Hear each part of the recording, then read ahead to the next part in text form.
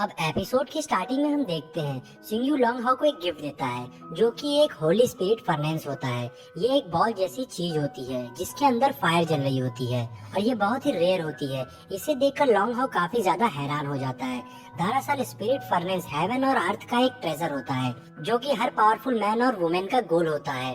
वो इसे पाना चाहते हैं। भले ही किसी के पास ये एक ही स्पिरिट फर्नेस हो, फिर भी वो बहुत ही ज्यादा पावरफुल बन जाएगा। आगे सिंगयू से बताता है कि ये 74th स्पिरिट फर्नेस है और हर एक की अपनी खासियत होती है। एग्जाम्पल के लिए वो हथियार जिसने पहले तुम्हारी जान बचाई थी, द 1000 स्ट्राइक स्पिरिट फर्नेस, और ये जो होली स्पिरिट फर्नेस मेरे हाथ में है, एक नाइफ की सेफ्टी के लिए सुटेबल है। इसके बाद सिंगयू लॉन्ग हाउ का हाथ पकड़कर होली स्पिरिट फर्नेस के ऊपर करते हैं, जिसके बाद लॉन्ग हाउ की उंगली से ब्लड निकलता है, उस फर्नेस पर गिरता है क्योंकि स्पिरिट फर्नेस को ब्लड की जरूरत होती है गाइड करने के लिए, जिससे बहुत ज्यादा पावर बन जाती है। और इसके बाद सिंगयू लॉन्ग हाउ से कहता है तुम तैयार हो।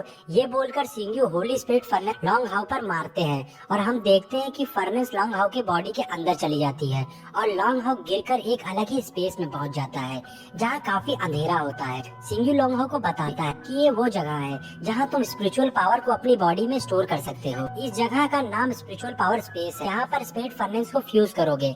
हालांकि Holi spirit furnace 74 spirit furnace में से 68 रैंक पर है, लेकिन इसकी रेयरिटी यानी दुर्बलता काफी है टॉप रैंक स्पिरिट फर्नेस के कंपेयर में। तो लॉन्ग हाउ पूछता है कि ऐसा क्यों है, तो सिंगयू बताता है क्योंकि इसकी यूनिक फीचर की वजह से एक बार जब ये एक्टिवेट हो जाए तो तुम्हारे दुश्मन तुम पर ही नहीं तुम्हारे साथियों पर भी अटैक नहीं कर पाएंगे। और फिर हम देखते हैं वो स्पिरिट फर्नेस एक फॉर्मेशन बना रहा होता है और वहाँ झटके भी लग रहे होते हैं। आगे लॉन्ग हाउ और सिंगयू उस होली स्पिरिट फर्नेस के फॉर्मेशन को देख रहे होते हैं।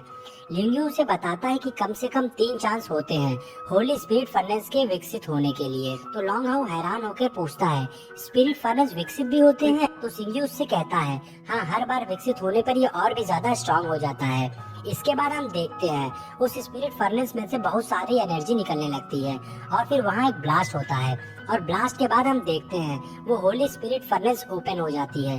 तो सिंगयू लॉन्ग हाउ से कहता है कि ये पहला स्पिरिट फर्नेस है जो मैंने तुम्हारे लिए चुना है, उम्मीद है ये तुम्हें पसंद आएगा। इस पर लॉन्ग हाउ खुश होकर कहता है थैंक यू डैड, मुझे ये बहुत पसंद आया, मैं इस पर कड़ी मेहनत करूंगा। अब सिंगयू लॉन्ग हाउ को आगे जाने को कहता है क्योंकि वो होली स्पिरिट फर्नेस लॉन्ग हाउ के साथ मर्ज होने वाला था, यानी कि उसकी बॉडी के अंदर जाने वाला था। सिंगयू लॉन्ग हाउ से कहता है कि अपने सांसें रोको और इसे धीरे धीरे अंदर लो। तो लॉन्ग हाउ कहता है क्या मेरा यहाँ खड़ा होना काफी है? तो सिंगयू लॉन्ग हाउ को एग्जाम्पल देता है कि जब तक चूजा अपने माता पिता के पंख नहीं छोड़ता वो आसमान में बड़ी उड़ान नहीं भर सकता। लॉन्ग हाउ भी उनकी बातों को सोचने लगता है। फिर सिंगयू वहाँ से जाने लगता है, तभी मुड़कर कहता है कि सब कुछ पाने का एक ही तरीका होता है, तुम्हारी कोशिशें, तुम सच में ग्लोरी ऑफ नाइट होगे। सिंगयू बोलता है मुझे और तुम्हारी मॉम को एक बहुत इम्पोर्टेंट काम है और हमें पता है तुम अकेले भी बहुत अच्छे से प्रैक्टिस कर सकते हो।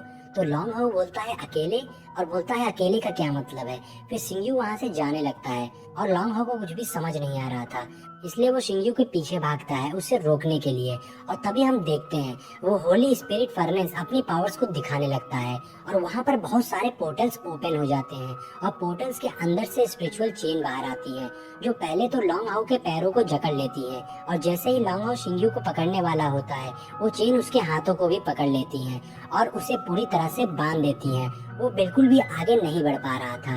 लॉन्ग हाउ अपनी पूरी कोशिश कर रहा होता है आगे बढ़ने के लिए, मगर वो आगे नहीं बढ़ पा रहा होता है। अब सिंगयू उससे बोलता है तुम्हारा इमोशन तुम्हारी स्ट्रेंथ है, लेकिन यही तुम्हारी हार का कारण भी बन सकता है। जब तुम्हारे मॉम और डैड तुम्हारे पास नहीं होंगे तो तुम्हें अपनी प्रोटेक्शन खुद करनी होगी। लॉन्ग हाउ रोने लगता है और बोलता है जब आप दोनों को मुझसे दूर ही जाना था तो मुझे अपने साथ क्यों रखा। तो सिंगयू बोलता है ये दूरी बस कुछ समय के लिए है। और फिर स्पिरिचुअल चेन लॉन्ग हाउ को पीछे खींचने लगती है और लॉन्ग हाउ चिल्लाकर रोने लगता है और कहता है डैड मैं आपसे अलग नहीं हो सकता। वो अपनी पूरी पावर्स लगा रहा होता है लेकिन चेन उसे पीछे खींचे जा रही थी और सिंगयू वहाँ से जा रहा था।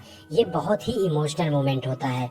फिर हम देखते हैं लॉन्ग हाउ सपना देख रहा होता है और उसकी मॉम उसके पास होती है और सिंगयू से बोलती हैं बचपन से अभी तक लॉन्ग हाउ मेरे से दूर नहीं रहा है, मैं इसके पास रहना चाहती हूँ। तो शिंगयू बोलता है लॉन्ग हाउ जिस मिशन पे है उसमें वो कमजोर नहीं हो सकता, और जब तक तुम उसके पास रहोगी वो अपने दिल से सोचेगा और कभी भी एक रियल मैन नहीं बन पाएगा।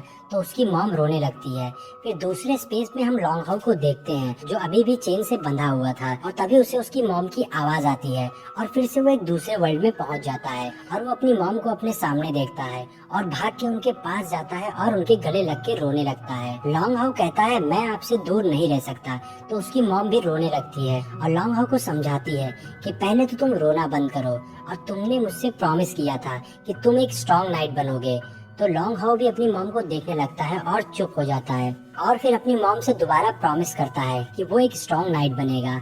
और फिर हम देखते हैं उसकी मॉम वहाँ से गायब हो जाती हैं। पहले तो लॉन्ग हाउ चिल्लाता है, फिर हम देखते हैं लॉन्ग हाउ अपनी मॉम और डैड के साथ अपनी मेमोरीज के याद करने लगता है कि कैसे वो उनके साथ रहता था, खेलता था। और फिर से हम लॉन्ग हाउ को उसी स्पेस में देखते हैं जहाँ वो स्पिरिचुअल चेन से बंधा हुआ था। अब लॉन्ग हाउ अपनी पूरी पावर्स को लगाने लगता है और स्पिरिचुअल चेन को तोड़ देता है। और उसके बाद हम देखते हैं वो होली स्पिरिट फर्नेस लॉन्ग हाउ के सीने में चला जाता है और लॉन्ग हाउ के अंदर से बहुत सारी एनर्जी निकलने लगती है। और इसी के साथ ये पार्ट यहीं पर एंड हो जाता है।